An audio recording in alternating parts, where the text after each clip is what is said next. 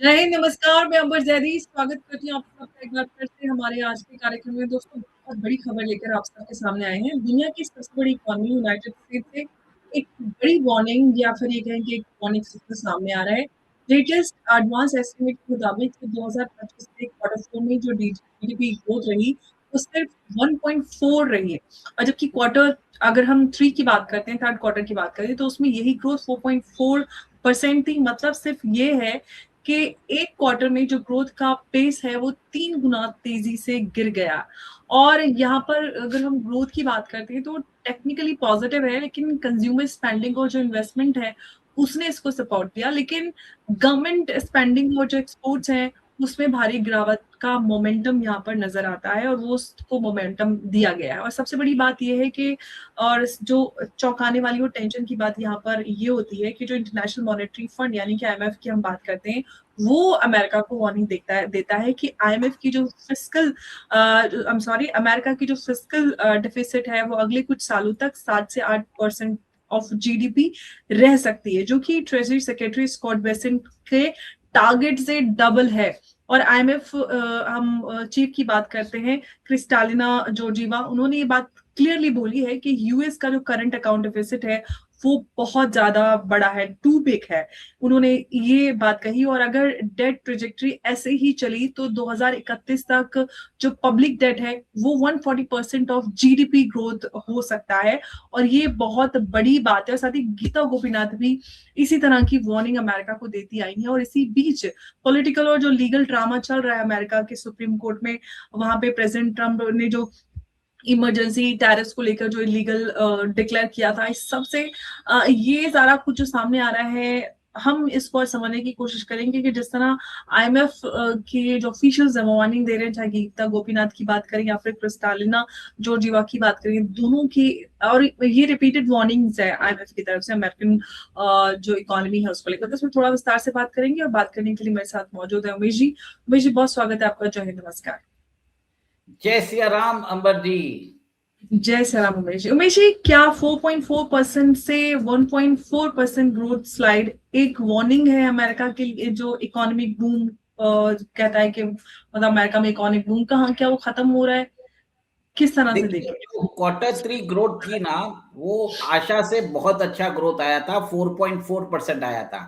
पर ये क्वार्टर 4 में देखिए कि जो ग्रोथ एक्सपेक्टेड था वो अचीव नहीं कर पाया। जैसे आपने बताया है कि 4.4% से 1.4% आ गया है, तकरीबन 70% ग्रोथ रेट में फॉल आया है। ये एक तरह से खतरे की घंटी है। अगर आप देखिए कि क्वार्टर 1 में अभी जो इस साल के जो जनवरी टू मार्च का अगर डेटा आता है और उसमें अमेरिका के अंदर नेगेटिव ग्रोथ आ जाता है, तो अमेरिका के अंदर बहुत बड़ा एक रिसेशन का खतरा आ जाएगा। सबसे बड़ी बात यह है कि अमेरिका की अभी टोटल जो इकोनॉमी साइज है, जीडीपी साइज है, वो $31 ट्रिलियन है। और अमेरिका का अभी जो डेट है, total debt, it is around $38.5 trillion. It is 124% of the GDP as per now. पर आईएमएफ बोल रहा है कि अगले 5 साल में यूएस डेफिसिट जो है 8% ऑफ जीडीपी चले जाएगा और जो डेट टू जीडीपी है वो 140% तक जा सकता है। अंबर जी, ये बहुत बड़ा एक तरह से खतरे की घंटी है, क्योंकि यूएस के अंदर जो उनकी ग्रोथ रेट है वो स्टेगनेंट हो चुकी है और उनका जो डेट है वो उनकी ग्रोथ रेट से ज्यादा बढ़ रहा है, जिससे आप ये देखेंगे कि रिकवरी का कोई चांसेस नहीं लग रहा है। वहां पर लोग कर्जा ज्यादा लेंगे और कर्जा लेके अगर ग्रोथ रेट आता है तो उससे कोई फायदा होने वाला नहीं है। अल्टीमेटली आप ये देखेंगे कि ये एक तरह से नेगेटिव ग्रोथ की तरफ जा रहे हैं। यूएस के अंदर जो इंटरेस्ट पेमेंट्स है, it is stated that it will be around $1.2 trillion. आप सोचिए, उनका जो मिलिट्री बजट है वो $900 बिलियन का है, जबकि उनका जो आज की डेट में उनका जो डेप्ट, जो इंटरेस्ट डेप्ट है, वो this is around $1.2 trillion, higher than the military budget. ये कभी भी नहीं हुआ है। और सबसे बड़ी बात है, ये आगे जाके बढ़ने वाला है, ये कुछ कम होने वाली बात नहीं है। जैसे यूएस ने टैरिफ लगाया है, उसके बाद तो यूएस की ग्रोथ रेट में प्रॉब्लम आना चालू हो गया। उनका जो डेफिसिट है वो $900 बिलियन पे पहुंच चुका है। आप ये देखिए, गीता गोपीनाथ ने खुद बोल दिया है कि $901 बिलियन का ट्रेड डेफिसिट है। It is like a chronic high cholesterol. आप इसके बाद आप ये देखिए कि जब ट्रंप ने 150 दिन का वो जो टैरिफ लगाया था, जिसमें 15% कर दिया उन्होंने सारे टैरिफ, उसके बाद ये बात कही है। और ये वही अमेरिका है जो भारत को डेड इकोनॉमी बोलता था। और अभी भारत का जो फिगर आया है, क्वार्टरली जो फिगर आया है, उसके अंदर आप देखिए हमारी growth rate is projected to be around 8.3%। मतलब जो जिस अमेरिका की ग्रोथ रेट है 1.4%, हमारी होने वाली है 8.3% in spite of American tariffs.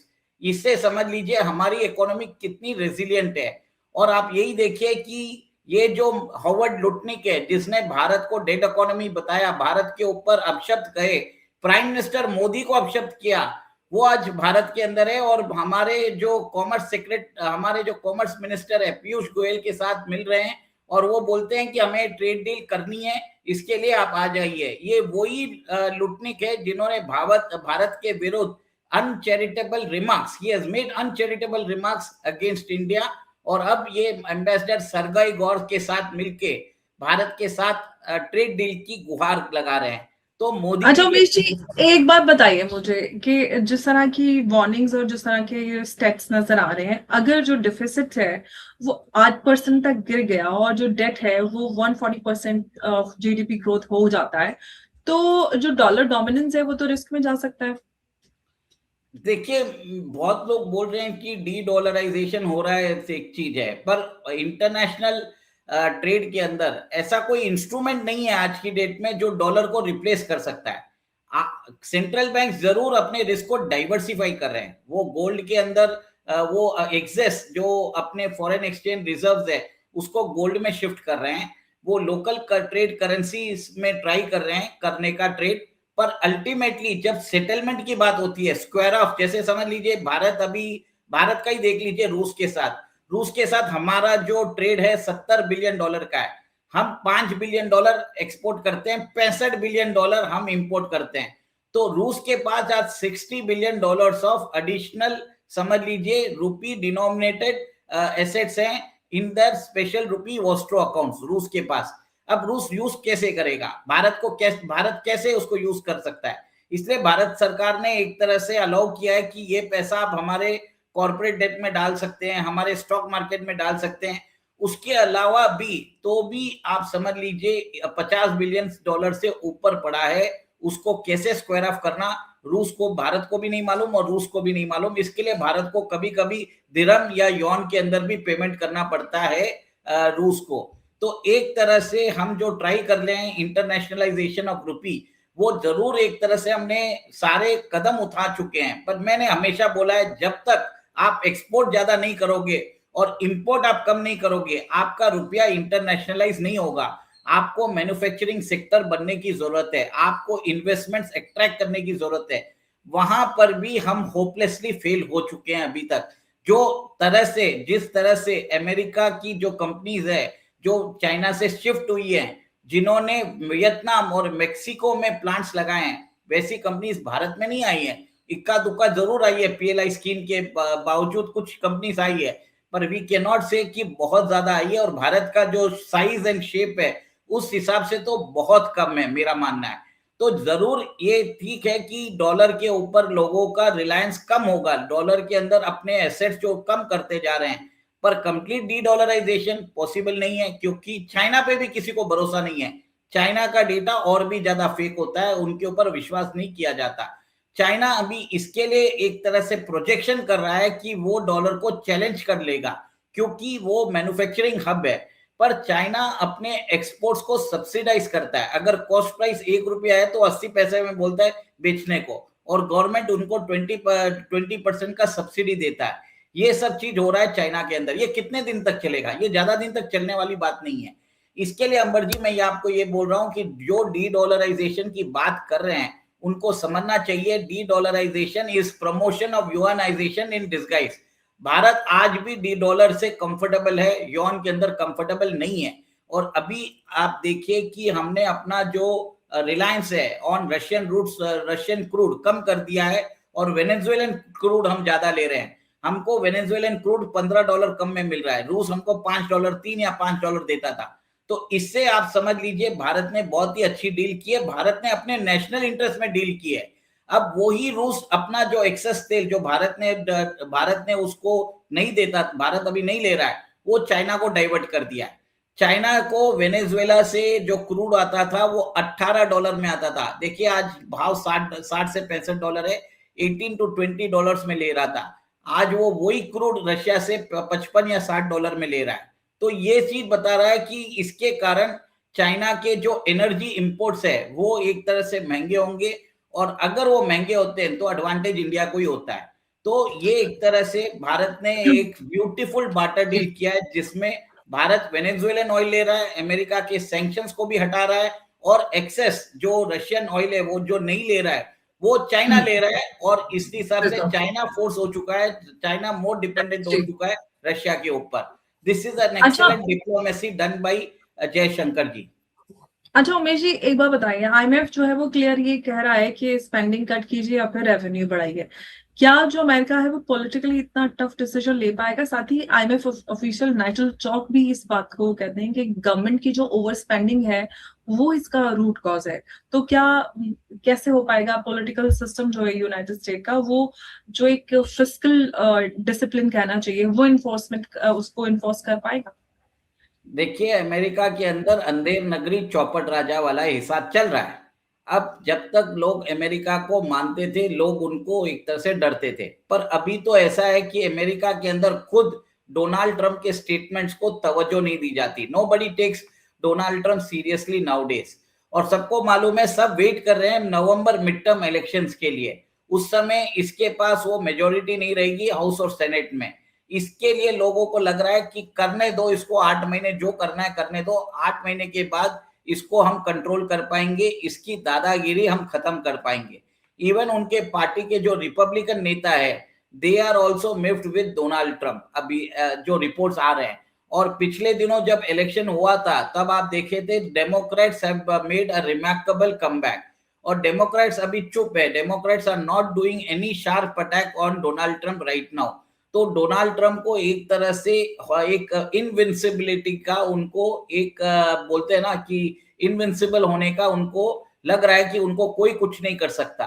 तो जब कोई बेवकूफ आदमी अगर मिस्टेक करता है तो अक्लमंद कभी भी उसको चेताता नहीं है। तो डोनाल्ड ट्रंप गलती पे गलती करते जा रहे हैं, और अभी जो ग्रोथ रेट कम हुई है ये उनके जो टैरिफ पॉलिसी है उसके कारण हुई है, क्योंकि अभी बहुत लोगों को एक तरह से अमेरिका के साथ कैसे डील करना उनको समझ में नहीं आ रहा है। आज पहले टैरिफ आप 18% करते हो, फिर 10% करते हो, फिर 15% करते हो, तो आदमी काम कैसे करे? क्योंकि जो एक्सपोर्टर्स हैं जब भी वो प्राइस फिक्स करते हैं वो फॉरवर्ड लुकिंग में करते हैं। अभी उनको समझ में नहीं आ रहा है कि कौन से टैरिफ लगेंगे उनके ऊपर। तो बहुत सारा अनसर्टेनिटी है, जिसके कारण अमेरिकन इकोनॉमी में बहुत बड़ा एक झटका आने वाला है। और ये जो ग्रोथ रेट कम हुई है, this is just a warning. और ये देखिए कि भारत की ग्रोथ रेट जो है 8.3% होने वाली है। This is a really a great achievement by Bharat considering sanctions on by America. और उसके बाद भारत ने अपना ट्रेड डाइवर्सिफिकेशन किया। ट्रेड डाइवर्सिफिकेशन का जो बेनिफिट्स है वो जीडीपी नंबर्स में रिफ्लेक्ट कर रहा है। This is what I can get it from the, देखिए फिगर्स एंड फैक्ट्स बात कर रहे हैं, मैं कुछ नहीं बोल रहा हूँ। हमारा ग्रोथ रेट है 8.3%, अमेरिका का उसी टाइम पे ग्रोथ रेट है 1.4%। अब डेड इकोनॉमी किसकी है वो डोनाल्ड ट्रंप या लुटनिक को पूछना चाहिए। अच्छा उमेश जी, एक बात बताइए, जो ये टैरिफ और का सब कुछ चल रहा है, तो टैरिफ से जो ट्रेड इम्बैलेंस है वो सॉल्व हो पाएगा, या फिर हम ये कहें कि जो ग्लोबल ट्रेड वॉर है उसका एक नया दौर शुरू हो जाएगा? देखिए डोनाल्ड ट्रंप अभी चाइना ट्रैवल करने वाले हैं मार्च के एंड में, ठीक है। वो मार्च के एंड में चाइना ट्रैवल करेंगे और उधर कोई ट्रेड डील वो कर सकते हैं चाइना के साथ। अभी क्या है, अमेरिका को रेयर अर्थ मिनरल्स चाहिए चाइना से। तो इसके लिए अमर जी मुझे लगता है कि आगे जाके भी चाइना से उनको एक तरह से डर है। आज ये वही अमेरिका है जिसने भारत के ऊपर 50% सैंक्शन लगाया था, जबकि चाइना को एग्जेम्प्ट किया था। तो ये समझ लीजिए ये ऐसे ही चलता रहेगा, अनसर्टेनिटी रहेगी। अमेरिकन इकोनॉमी एक तरह से पॉसिबिलिटी है रिसेशन में जा सकती है, और वहां पर स्टॉक मार्केट में जबरदस्त करेक्शन भी आ सकता है।